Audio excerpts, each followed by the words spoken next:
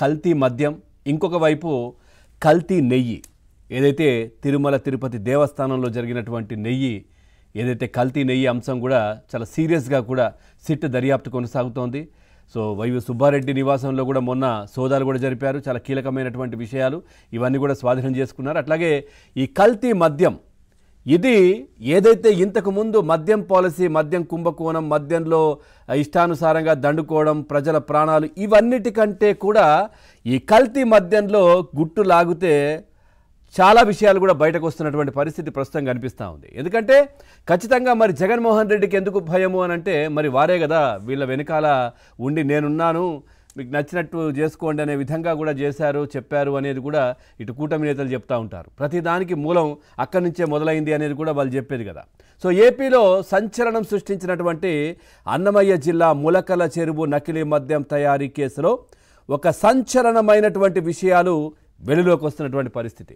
దీంతో వైసీపీ నేత, మాజీ మంత్రి జోగి రమేష్, ఏదైతే జగన్మోహన్ రెడ్డికి నమ్మిన బంటు, జగన్మోహన్ రెడ్డి మెప్పు కోసం, జగన్మోహన్ రెడ్డి కళ్ళల్లో ఆనందం కోసం జోగి రమేష్ ఎంతటికైనా తెగిస్తారన్న విషయం అందరికీ తెలిసిందే. ఎందుకంటే మనం చూసాం, ఇష్టానుసారంగా లోకేష్ గారిని, పవన్ కళ్యాణ్ గారిని, చంద్రబాబు నాయుడు గారి ఇంటికి వెళ్ళి మంది మాగదులతోని పెద్ద పెద్ద జీబులు అవన్నీ వేసేసుకొని మారణాయుధాలు పట్టుకొని ఆ ఇంటి దగ్గరికి వెళ్ళి హంగామా సృష్టించిన విషయం కూడా మనం చూసాం. ఇష్టానుసారంగా నోటికి ఎంత బూతు వస్తే అంత బూతు మాట్లాడినటువంటి వ్యక్తి జోగి రమేష్.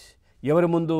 అప్పుడు ముఖ్యమంత్రిగా ఉన్నటువంటి జగన్మోహన్ రెడ్డి ముందే ఇట్లా మాట్లాడినా ఆయన భుజం తట్టి అప్రిషియేట్ చేసినటువంటి వ్యక్తి జగన్మోహన్ రెడ్డి.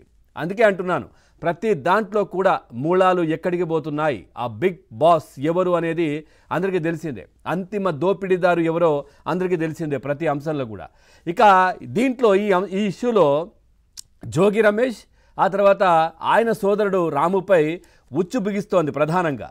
ఈ కేసులో ప్రధాన నిందితులు అద్దేపల్లి జనార్దన్ రావు, ఆయన సోదరుడు జగన్మోహన్ రావు కస్టడీలో వెల్లడించినటువంటి వివరాలకు సంబంధించిన ఆధారాలను సిట్, ఎక్సైజ్ అధికారులు సేకరించినట్లయితే సమాచారం. ఇక ములకల చెరువు, ఇబ్రహీంపట్నంలో నకిలీ మద్యం తయారు చేయడానికి ఉపయోగించినటువంటి ఫార్ములాకు చూడండి.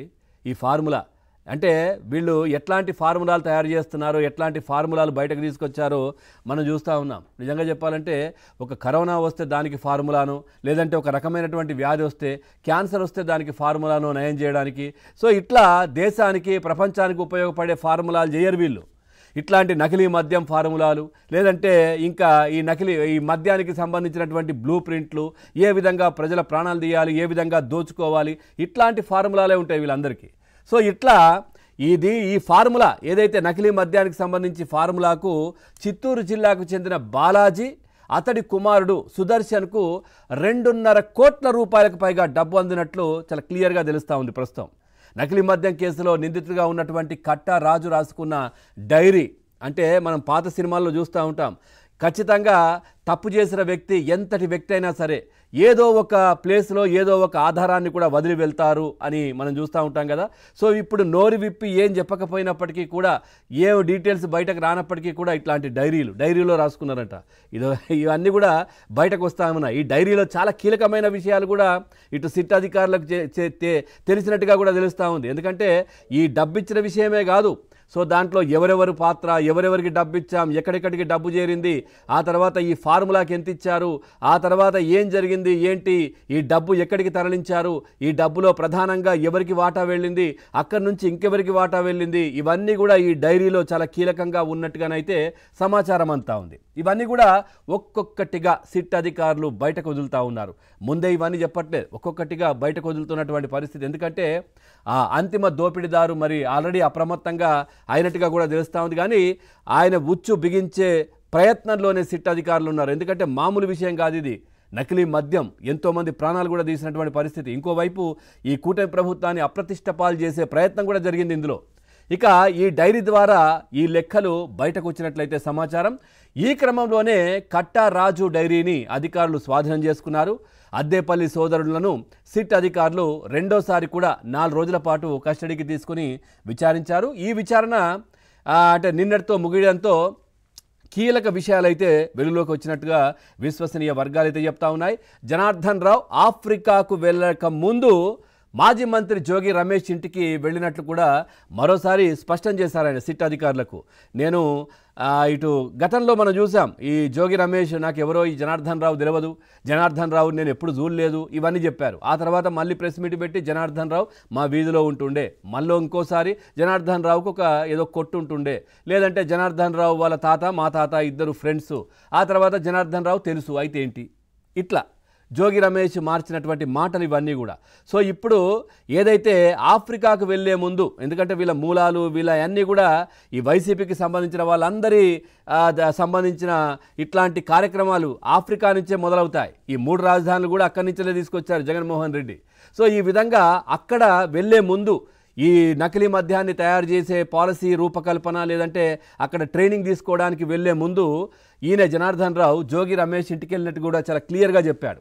ఇక సిట్ ఎక్సైజ్ అధికారులకు ఈ విధంగానే సోమవారం కూడా చాలా క్లియర్గా చెప్పిన పరిస్థితి. దీన్ని నిర్ధారించుకునేందుకు అధికారులు జోగి ఇంటి సీసీ కెమెరా ఫుటేజ్లను కూడా పరిశీలించడానికి హార్డ్ డిస్క్ను స్వాధీనం చేసుకున్నారు. అయితే దీనికి పాస్వర్డ్ ఉండడం వల్ల తెరుచుకోలేదన్నట్టుగా కూడా తెలుస్తోంది. కానీ ఖచ్చితంగా తెరుస్తారు, తెరిచి ఈ గుట్టంతా కూడా బయట పెడతారు.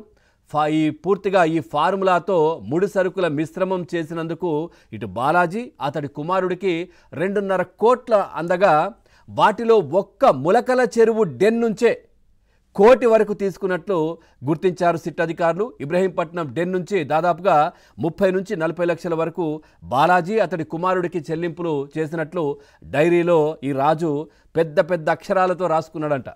సో ఇవే కాదు, చాలా డీటెయిల్స్ ఉన్నాయి డైరీలో, అన్నీ కూడా బయటకు వస్తాయి. ఖచ్చితంగా చెప్తారు కదా, 7 సముద్రాలు దాటినటువంటి వ్యక్తి ఇంటి ముందు మురికి కాలువలో పడి చచ్చిపోయాడని చెప్పేసి, అట్లా ఎన్నో అక్రమాలు చేశారు ఈ వైసీపీ అధికారంలో ఉన్నప్పుడు. సో అవన్నీ కూడా ఎవరు అనేది అందరికీ తెలిసిందే.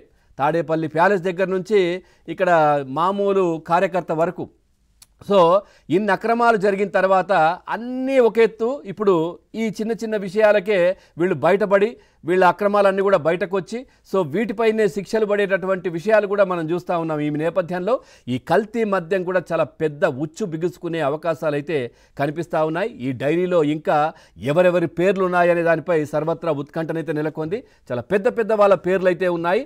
దీంట్లో కర్త కర్మ క్రియ ఎవరైతే అందరికీ తెలిసిందే, ఆ అంతిమ దోపిడీదారు ఆయన పేరు కూడా ఖచ్చితంగా ఉండే ఉంటుంది. సో ఇవన్నీ కూడా సిట్ అధికారులు త్వరలోనే బయట పెట్టబోతున్నారు. సో ఈ అంశానికి సంబంధించి మనం చర్చలోకి వెళ్దాం. చర్చలో పాల్గొంటున్నారు రాజకీయ విశ్లేషకులు అంకంరావు